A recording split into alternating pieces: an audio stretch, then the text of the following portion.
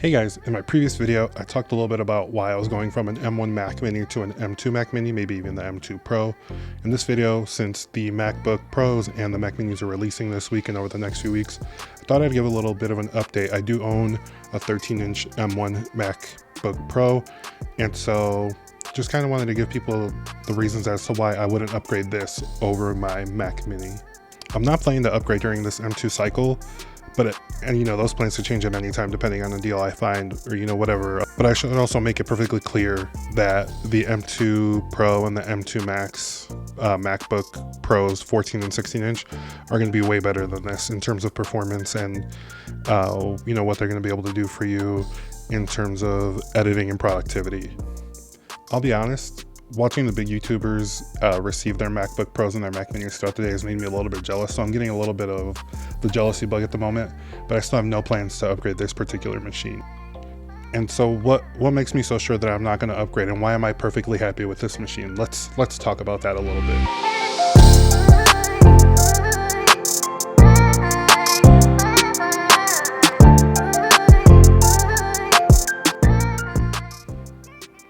If you haven't already, please subscribe to my YouTube channel.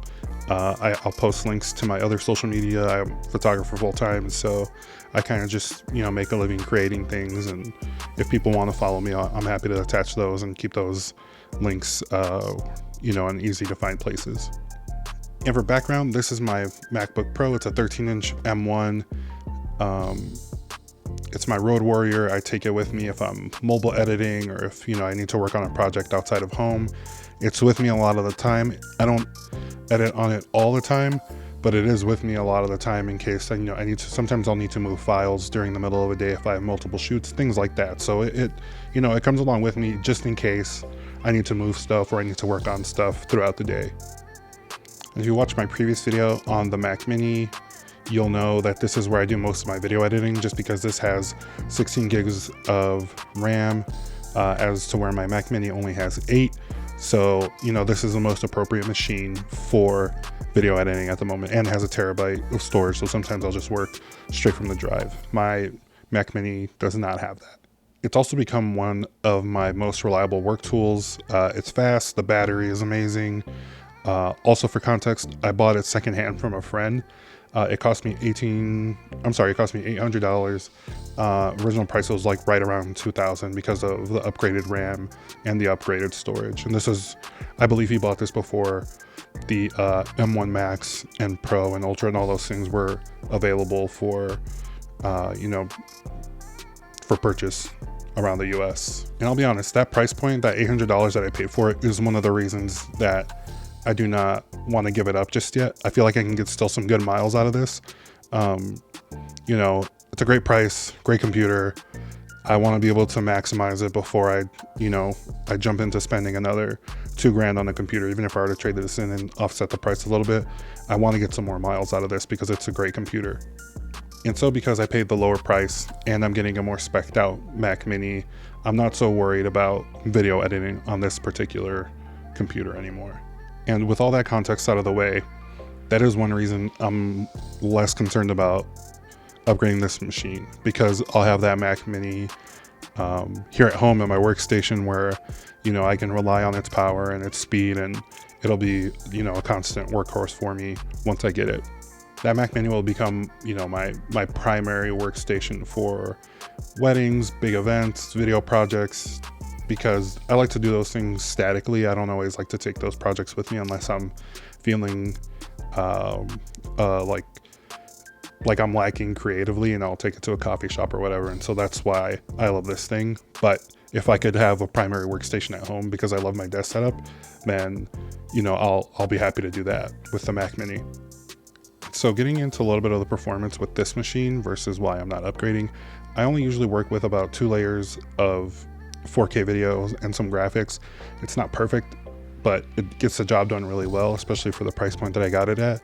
And so that's, pretty reliable in terms of the work that I'm doing. Also, if I'm working from an external SSD, I'm happy to keep all my files on that and then just shift back and forth between this and the Mac Mini. Makes everything super easy, and just kind of love that workflow of being able to bounce between the two if I need to. There's no doubt that a 2023 MacBook Pro of any kind would hold its, would be able to top the performance that this is getting. But I do like that this is still punching a little bit above its weight class and doing great work. Especially, the jump from, Intel Macs to Apple Silicon is great. That was a huge jump. And so now these next steps are incremental. And so these computers still hold a ton of value just because they're still going to be so much more performant than Intel Macs of days past. I'm also still comfortable knowing that the battery life in this computer will be able to also hold its weight against the new computers. It is going to be equal or better, or probably pretty close in battery life. And if I have this thing working for a day, it's going to be fine. Charge it overnight. It's not a big deal. It's not only going to last me like 6 hours. Like, this is still remarkable in terms of its battery power. Shifting this conversation to functionality, the biggest P word that I use is ports on this channel so far, and it would be great to have more ports on this MacBook Pro from 2021 or 2020, whenever it came out. But at this point, I have all the dongles, I have all the things I need, so yes, sure, it would be incredible to get more ports, but I'm used to this, and so I can deal with that in whatever fashion I need to. The displays on the new MacBooks look amazing. There's no arguing that. This screen is great. I love it. It does what I need it to. On the occasion that I need to go to a bigger screen, I have a 4K screen that I can just plug in through Thunderbolt. Or again, I have the dongles. But if you're really in between the two and you are looking for something that has a better screen, the new MacBook, the 23 MacBooks are going to be the choice for you, because those Liquid Retina XDR screens look pretty fantastic. I also think that I'm just used to having a 13-inch display for my laptops. It's what I've always had, minus one PC laptop that I had. But I've also had times where I just extend my display to my iPad my iPad Pro, and that has a great screen and that works well for me. And so I guess it's just a little bit more about what you're comfortable with and what your requisites are for, your imaging or your displays as you're comfortable with your workflow. And if you're in a dire need for a computer with better ports, a better display, and all those things, you might as well just go ahead and jump up to the M2 Pro or M2 Max MacBook 14 or 16, just because having all that stuff built in from the jump is going to offset what you're going to spend buying the dongles and the hubs and all those things anyway. So at that point, like, you're going to get the performance, you're going to get the ports and the display and all those things that you already need. I think for me, I've just gotten accustomed to the dongles on this thing, especially because when I archive my files, I go to a hard drive, and so I need a USB-A anyway. I don't think any more of the MacBooks are carrying that, as a standard, and so for me, I'm just all about that dongle life. Like I said, though, if you're in the market for a computer in this price range, you might as well just get this. The $2,000 mark is a good mark for a computer, and so that's a really good place to start. And you're already going to have ports and all the accessories that you're going to need built into the computer. Speaking of that price, I'm not saying $2,000 is a lot as a starting amount for this machine. It's amazing. If you're a creative and you need the programs and the RAM and all that to run super quickly and efficiently, especially with video, this is going to be an amazing tool for you at $2,000. It's going to be incredibly helpful for the things that you're looking to create. You're going to get a beautiful screen. You're going to get amazing battery life. The performance is going to, blow most other computers out of the water. And, at $2,000, that's pretty remarkable for a starting price. And if you're still on an Intel Mac and haven't been able to upgrade, but you're in that market, do it.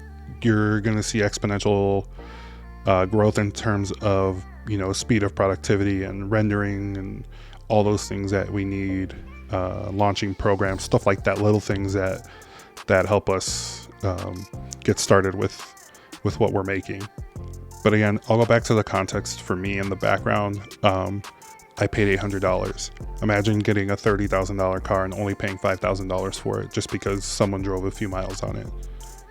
You'd probably try to get a few more miles out of it, get a couple years out of it, even if you traded in, you might love that car and it might not be worth upgrading at that point. And sure, I could trade this thing in, but at this point I'm not trying to be wasteful, especially, you know, if I know I'm already upgrading another machine. I think that Mac Mini is gonna have a lot more value at that price point, especially because I have all those peripherals already. Plus, I'm just not interested in spending $3,000 at minimum to upgrade my Mac products every single year. I've already spent a lot. I'm gonna spend a lot. That's just how it goes. You know, addicted to tech at this point. But if you're into that, cool, more power to you. I'm sure there's people that love those little bits of improvement that they see it, because I know I love it when I see it, but I'm just, you know, at this point I can't justify it because it's a significant price tag for what I want to spend. So let's wrap this up. Is this thing perfect by any means? No, I wish I had more ports. I'll say ports a lot on this channel. I'm gonna keep saying ports. I like to have ports. But am I perfectly happy with it? I will say that I am. Like, it does the job. The computer itself does the job, and it does everything quickly and the way I want it to. I rarely have hiccups on this computer at all. Sure, I'm addicted to tech, and I probably, you know, will just refresh those Apple pages. Maybe I'll see what the refurbished prices are like. But from a practicality standpoint, this is already what I need. And I can say that this, you know, does hold a lot of value for me still. 16 gigs of RAM, 1 terabyte SSD, great battery, great screen. I have screen options here at home. That's all I'm really looking for out of this. But I will say, if you're a few generations back from this, you know, maybe this is a time for you. I also had a M1 MacBook Air, again, baseline everything. Amazing machine, especially because those fans were not going off, and it rarely overheated. I just needed more RAM and more disk space, or more solid state space. But that was my mistake. That has nothing to do with the performance of the computer itself.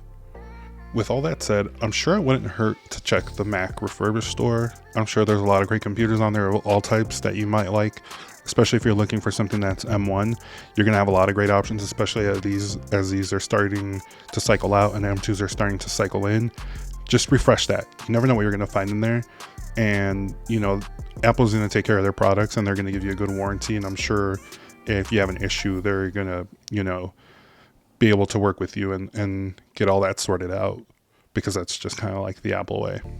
It's also just good to remember that, you know, the brand new product doesn't always represent the best value. If I would pay $800 for this again. I know that's not an option for a lot of people, but if you see something used, or you see it on eBay and it looks like it's in great shape, or if you see something good in the refurbished store, maybe it's worth examining. You should definitely try it out. I'm sure you can find any number of things in the refurbished store that will be able to suit your needs within, you know, the best price point that you can find. Now, don't forget to like, comment, and subscribe. The previous video had a lot of views, a lot of comments, a lot of great feedback in there. You can help grow my little channel of 200 plus subscribers. You know, I like working on Apple content. I'll do it when I can. Really, I just want to grow this channel so it's, you know, resourceful and respectful to everyday users of products like that. And, you know, if we have valuable input from everybody, you know, what more could you ask for from, you know, a big forum or a community, or just the people that you're engaging with every day. And so I'm excited to make more of these videos. Hopefully I can get a Mac Mini soon. The more you spec it out, the more it's, you know, the longer it's gonna take to get it. And so I think I'm gonna go with the M2 Pro with 16 gigs of RAM and a terabyte of storage. And that's all for this video. So thank you for watching. If you get your hands on a MacBook or a Mac Mini, let me know in the comments. I'm eager to hear from you.